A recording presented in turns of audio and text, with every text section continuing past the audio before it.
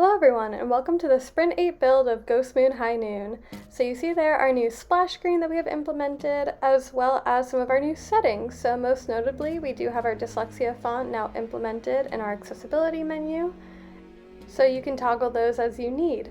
Additionally, we've added some new screens to the profile select, as well as some more information so you know which profile you are going into. And we're going to skip through the cutscene here to our new tutorial. This includes just a lot more details to help the player get acquainted. You see there a little dialogue from Val to kind of connect this scene to the cutscene. Here you see our hints that we have that tell the player what they're doing, what key to press, as well as the story relevance to it. So for that, it is our phase here, as well as the ghosts that are spawning in here, telling them that they need to shoot the coffins to stop the ghosts from spawning in. Here you can also see our new ghost look that we have for the basic enemies that you fight against, as well as here some more hints telling us how to use the lasso and which keys to press to do so. So we're going to jump up here and head into the hub, where here you can see our new interaction system. You no longer have to point at the NPCs to talk to them. You just have to run up to them, wait for the press E prompt to come up, and press E. And here you have our new level select, which is the bounty board, so you can see which ghosts you're going to be fighting in which level, and you'll click on the name to go into that level. And here you can see that dialogue once more. And if you are not liking your audio settings, we have updated our settings within the game as well. So now you can adjust each of the individual sliders to your needs if you need to remap any of the controls, the resolution, anything like that. That is all accessible within the game now. But now jumping over to a little bit further into the level, you can see, similar to the prompts in the tutorial, we now have hints throughout the levels that give you a little bit of context. Whenever you walk up to a door, it tells you what key you need to open it, or if you need to shoot it in some way. And when you get a key, it tells you which key that is. So we see there that we got the room 3 key, so that hints us in that we need to go back upstairs to unlock the room 3 door here.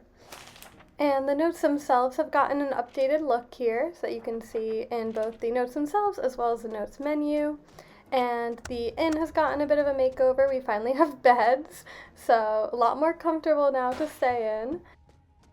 And once again, just another look at that new hint system down in the bottom left. But let's jump into another big update this sprint, and that is the bosses now have completed their story arc in their fights themselves. So after you defeat them and they get tired out, they now talk to Val afterwards. They come to their senses and have a little heart-to-heart with her before passing on. So you can see there that we tired Enrique out. He kind of sits down and then has a little talk with her, and then we get his bounty. So we'll see that same thing here with Korea, where when we finish up her battle and have our high noon duel with her, we will see that she follows the same pattern now, where when we defeat her, she gets tired out. She then has a heart-to-heart with Valentina, where she kind of comes to, and then we get her bounty after she passes on here. So with that, we will head back into the hub.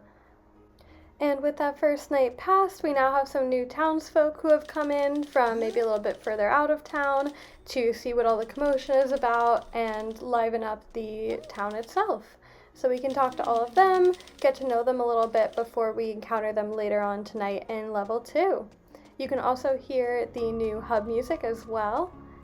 And now we head back to the bounty board to start level 2, and we're going to skip ahead to our first boss fight of this level, because she has received an update here. So Poppy now has animations, so that way when you are running around you can see her climbing out of the grave that she has selected, and it gives you a better idea of when you need to bop her on the head with the grave in order to damage her. But with one more demonstration of that, we're going to head into our next new section, which is our updated crypt, prior to our second boss, Jordan.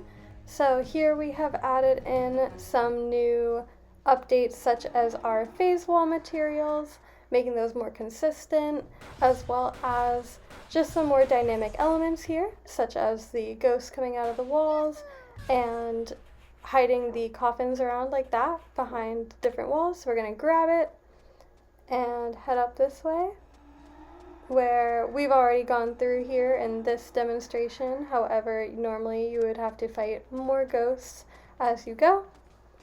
And finally, we're going to pop up to see another instance of the text there on the bottom left, which is showing the keys that were selected, and same thing here, demonstrating the reliquary piece that was collected.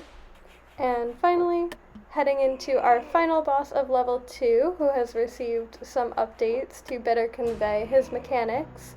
So there you can see his Poppy fight phase, as well as now it does actually get dark in the church, so you have to do the same thing you did with Jordan and get him to go up front to the cross, and it gets dark, and then after the second duel it comes light once again, and now we have to fight him like we did with Benita, which is our third boss of this level. So with that, we're going to hop into our final level, level 3. This is the outskirts of the town, so we've been working to get it to feel more like the wilderness, make it feel more difficult as well, since this is our final challenge here. So you can see some examples of the multi-step puzzles that we have with building staircases and things like that, as well as the timed elements here with the bridges that fall. And speaking of, let's jump to our first boss of this level, Ross, who has this whole battle happen on these breakable platforms. But more importantly right now is the fact that when you die, as seen here, you do in fact restart the fight. So that's really cool, and you can see once we defeat him again, now he has his post-fight dialogue, and we can head on through to the next section, which we're going to follow this path down and around. And that's going to take us to this really cool section as we head down the side of the plateau, where we have to Indiana Jones style run away from the boulders and escape them at the last minute, and they'll crash our way through to get to our next boss's area, that boss being Ren. So Ren has a unique ability, and this transcends to all of the puzzles leading up to him as well, to only be damaged by a certain amount of damage being dealt in one hit. So for us, that means that if you only shoot the objects or him directly and deal the normal amount of damage, that does not harm him, and instead only bullets that have built up damage through being ricocheted can damage those objects or him. Additionally, he has befriended a flock of vultures, and so as you are fighting him, these vultures are chasing you down, and you can't stay in the same spot for too long. But finally, we're going to make our way to the cave, which is going to take us down to the river that we are finally returning to after all this time. We're going to talk to Ursula there, who tells us about our third boss of the level, Rocco, who is going to be in the cave here somewhere. But first, we need to traverse our way around and solve the puzzles to make it through here. So we're going to do some ricochet puzzles, as well as collect these crates to place down on the platforms to make it through to where Rocco might be hiding. And here is just another example of the difficulty curve amping up in level 3, where you are bombarded with some of our basic enemy ghosts, which are attacking you from all sides. And this is just an example of our newly renovated Luna redirect, which helps a lot in these big open areas where you don't have as many surfaces to ricochet off of. But with that, we'll head to our third boss level, Rocco, where we hop in a minecart, and we're going to both take off down the railroad tracks here, where we have a fight while trying to avoid running into the walls here. So we do that by trying to lasso these switches as we go along the tracks. And Rocco is going to be running into the walls, and you have to try to avoid running into them by wrangling them in time before you get too far away.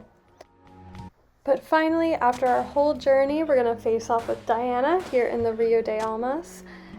This is her first phase where she mimics Ross's fight, and we have to battle on those floating platforms over the rushing river below. Here is her first duel, and with that we're going to jump to her third phase, mimicking Rocco's.